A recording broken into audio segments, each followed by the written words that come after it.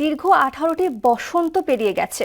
নির্বাসন আর রুদ্ধশ্বাসের প্রতীক্ষা শেষে নানা প্রতিকূলতার পাহাড় ডিঙিয়ে অবশেষে দেশে ফিরলেন বিএনপির ভারপ্রাপ্ত চেয়ারম্যান তারেক রহমান। দেশে ফেরায় উচ্ছ্বাসিত বগুড়াবাসী বলছে এ যেন এক হারানো সম্পদ ফিরে পাওয়ার মহা আনন্দ। বিস্তারিত রাসেল কবিরের রিপোর্টে।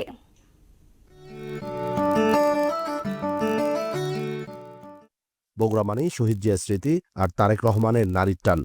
তাই প্রিয় নেতা ফেরায় সূত্রাপুরের গ্রিন স্টেট থেকে গাবতলের ধুলোমাখা মেঠোপথ সব সেজেছে নতুন রূপে।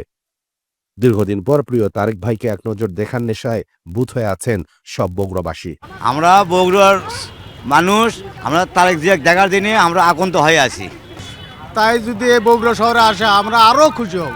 এই যে আমাদের ছেলে মেয়ে, আমরা তো ঢাকায় যেতে পারি নাই, তারেক রহমানের জন্য আমরা এখানে অপেক্ষায় আছি।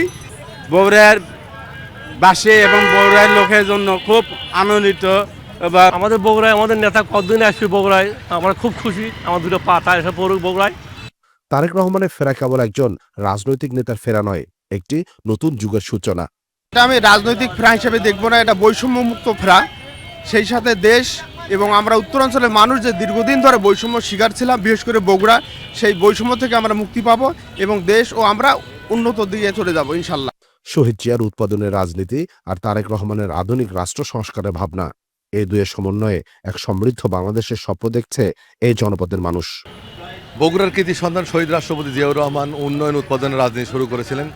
তারই ধারা অব্যাহত রাখতে বিএনপি রাষ্ট্র মেরামতের যে 31 দফা দিয়েছেন, এটি কিন্তু তারেক রহমানের চিন্তা চেতনার ফসল এবং আমরা বিশ্বাস করি এর মধ্য দিয়ে অবহেলিত বগুড়া সহ উত্তরাঞ্চল আধুনিক সমৃদ্ধ উত্তরাঞ্চল হিসেবে গড়ে উঠবে এবং এই অঞ্চলের মানুষ শুধু নয়, সারা বাংলাদেশের মানুষ সমৃদ্ধির যে স্বপ্ন দেখছে, উন্নয়নের যে স্বপ্ন দেখছে, সেই স্বপ্ন তারেক রহমানের হাত ধরেই বাস্তবায়ন হবে নিশ্চয়। বগুড়ার মানুষের কাছে তারেক রহমান আস্থার বাতিঘর, এখন কেবল ক্ষণ গণনা। শৈশবে সেই সেনা আঙ্গিনায় কখন পা রাখবেন প্রিয় নেতা। রাসেল কবির, মোহনা সংবাদ, বগুড়া।